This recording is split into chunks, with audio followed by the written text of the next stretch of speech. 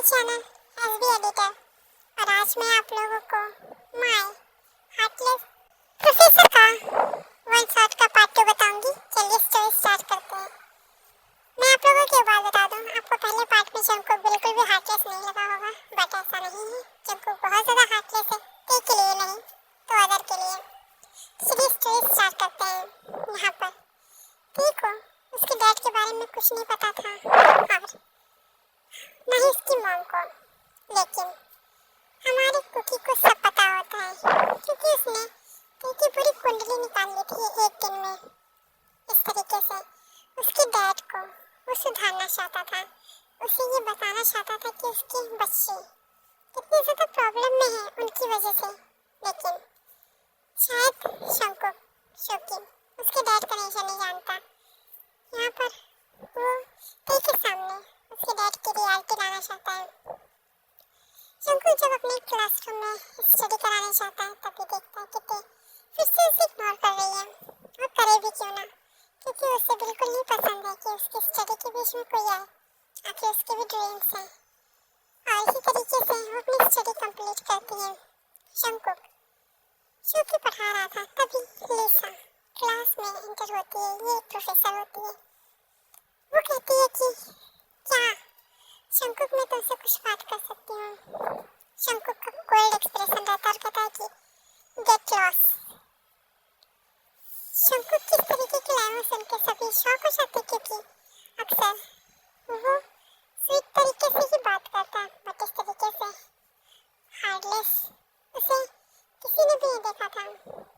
शंकुक ठीक ही क्लास में ही सिर्फ सॉफ्ट बिहेव करता है, बाकियों के लिए तो बहुत ज़्यादा डेंजरस है। जब भी कोई भी टीचर उसी क्लास से गुजरता है तो शॉक हो जाता है कि जंकुक कितना ज़्यादा प्यार से कैसे बात कर रहा है इन क्लास के बच्चों से। लेकिन जंकुक सिर्फ ते की वजह से सॉफ्ट रहता है, वो नहीं चाहता कि ते उससे डरे। वैसे तो शंकुक क्या है आगे की स्टोरी में आपको पता चल ही जाएगा। लिसा जो कि कहती है कि बस सुन तो लो मैं कहना क्या चाहती हूँ। शंकुक कहता है कि मुझे तुम्हारी कोई भी बकवास नहीं सुननी, गेट आउट, निकल जाओ यहाँ से। और मैंने तुम्हें कितनी बार कहा है कि इस तरीके से मुझे बिल्कुल मत टोका करो मैं जब पढ़ाता हूँ। और तुम हो कौन? तभी लिसा कहती है कि एक बार स्टाफ रूम में चलो, मुझे तुमसे कुछ बात करनी है, तुम्हें सर बुला रहे हैं। शंकुक नॉर्मली कहता है ठीक है चलो मैं आ रहा हूँ, और वो तुरंत ही चला जाता है। तभी लिसा उसे कस की हक करके कहती है तुम इस तरीके से बिहेव कैसे कर सकते हो, भी पूरी क्लास के सामने तुमने मुझे डांटा। शंकुक कहता है shut up your mouth, understand. और इधर सुनो, तुमने मुझे हाथ कैसे लगाए यू परवर्ट गर्ल, मुझे पता है तुम कितनों के साथ सोती हो, ठीक है मेरे सामने इतना स्वीट बिहेव करने की जरूरत नहीं है। और वैसे भी पूरे स्कूल को पता है कि मैं एक हार्टलेस हूँ और तुम मुझसे दूर रहो। लिसा कहती है तो फिर इस क्लास में तुम इतना प्यार से कैसे बात करते हो, बताओ मुझे। मुझे भी पता है कि तुम पूरे स्कूल के लिए हार्टलेस हो, बट इस क्लास में ऐसा क्या है जो तुम्हें इतना सॉफ्ट नेचर रखने को मजबूर कर देता है। तो लिसा की बात पे जंकुक कहता है वो तुम भी शानी की जरूरत नहीं है, तुम निकल जाओ मेरी नजर के सामने से। और जिस तरीके से मुझे हक किया ना, आइंदा से टच मत कर देना वरना तुम अपनी जान से जाओगी और तुम्हें बचाने वाला यहाँ कोई नहीं मिलेगा। शंकुक तुम ऐसी बातें कैसे कर सकते हो, क्या तुम्हें मुझे बिल्कुल भी इतना सा भी इंटरेस्ट नहीं है।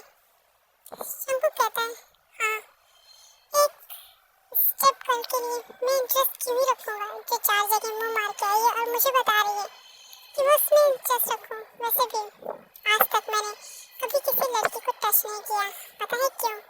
क्योंकि उन सबको किसी ने टेस्ट कर रखा है और मैं नहीं चाहता कि मैं ऐसी लड़कियों को बिल्कुल भी भाव दूँ।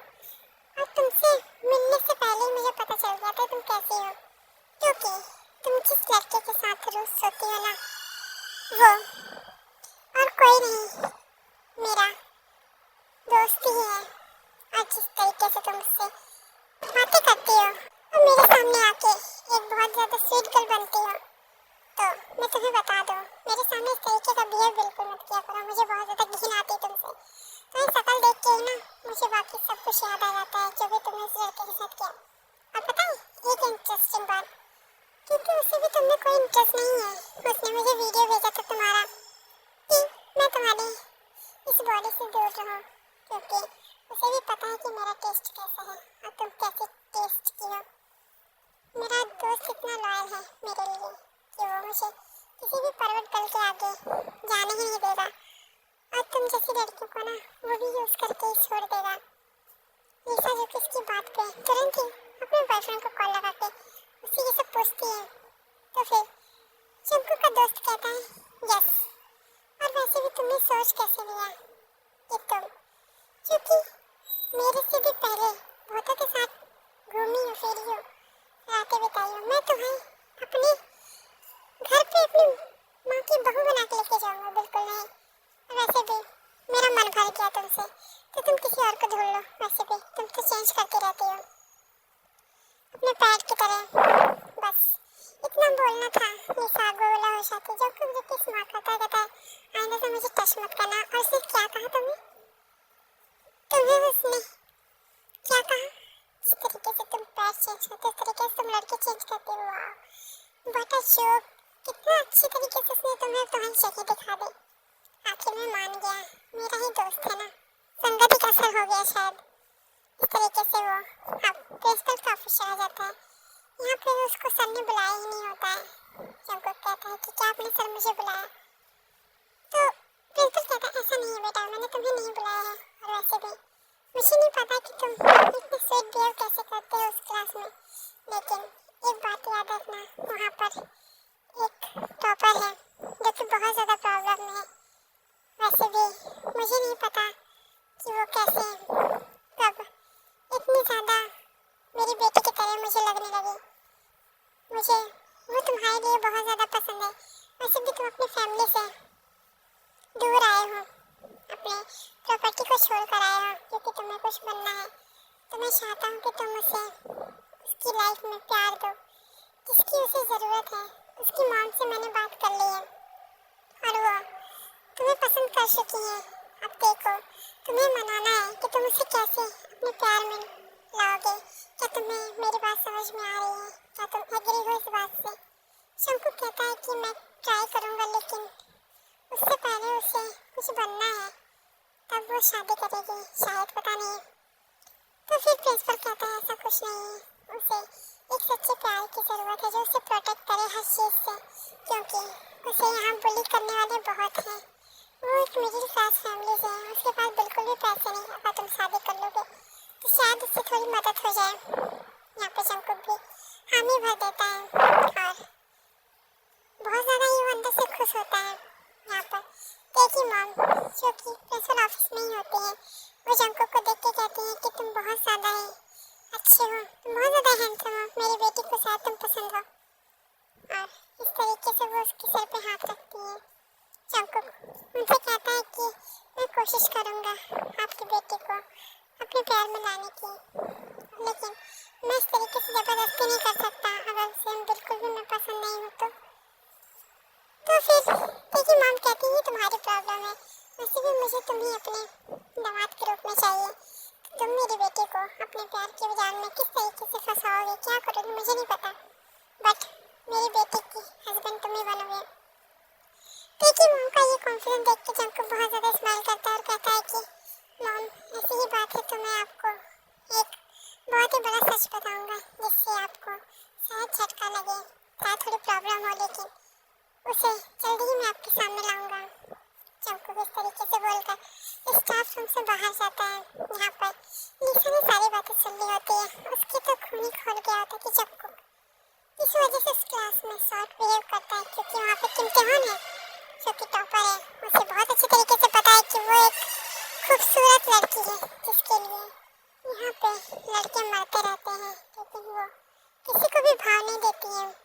और वो सनाया के घर में सर्वेंट का काम करती है, लेकिन फिर भी बिल्कुल भी कुछ नहीं बोलती है। जंकुक उसके अंदर कॉन्फिडेंट लाना चाहता था, उसे इस कदर प्यार करना चाहता था कि वो किसी के ऊपर चिल्लाए तो कोई उसे बिल्कुल भी कुछ ना कहे। जंकुक जो कि ते के पास जाता है और उससे कहता है कि तुम शाम को मेरे कैबिन में आना, मुझे तुमसे कुछ इम्पोर्टेंट बात करनी है तुम्हारी स्टडी को लेकर। ते कहती है जी सर, जरूर मैं जरूर आऊँगी। यूमिन जो कि एक दूसरे का हाथ पकड़ कर स्टडी कर रहे थे, नामजिन भी ऐसे ही थे, लेकिन यूमिन का रोमांस जो कि खत्म नहीं होता है। यूमिन जो कि धीरे धीरे अपने हाथ को युंगी के प्राइवेट पार्ट की तरफ लेके जा रही थी। युंगी जो कि शौक होता है, लेकिन वो अपने फेस पे ये सब एक्सप्रेशन लाना नहीं चाहता था।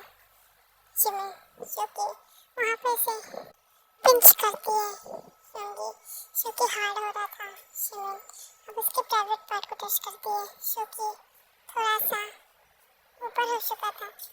यूमिन देख के स्माइल करते हुए कहती है कि daddy you are so hot, क्या तुम्हें हॉट फील हो रहा है? यूमिन के बात पे युंगी कहता है एक बार ये क्लास खत्म हो जाए, फिर तुम्हें मैं वॉशरूम में सब कुछ दिखाऊंगा।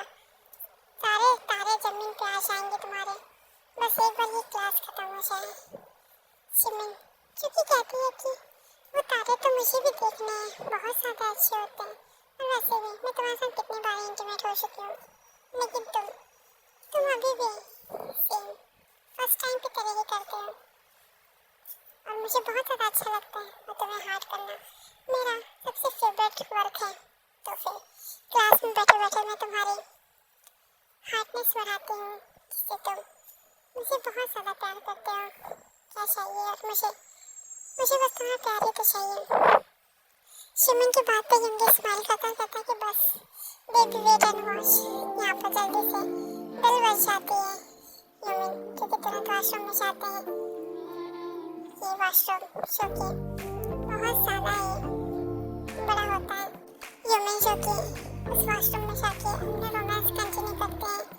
नामजिन जो कि उनकी 2 दिन बाद शादी होती है, और कोई भी उन्हें एक दूसरे के पास बैठने से नहीं रोकता है। वो जब अपने घर जाते हैं तो सारी तैयारियां हो रही थी, और साफ तौर पे सारी फैमिली वालों ने उससे कह दिया था कि अब तुम दोनों बिल्कुल नहीं मिलोगे, और 2 दिन की छुट्टी लो तुम लोग, जैसे तुम लोगों की शादी में कोई भी टेंशन ना हो। इस तरीके से इन दोनों को जो कि अलग अलग कर दिया जाता है। ओके यार, मैं जिस पार्ट को एंड करते हैं नेक्स्ट पार्ट में जानेंगे अब आगे क्या होगा। और अगर आप लोगों को स्टोरी अच्छी लग रही है तो कमेंट कीजिए। बाय आर्मी, चलेंगे, love you so much army.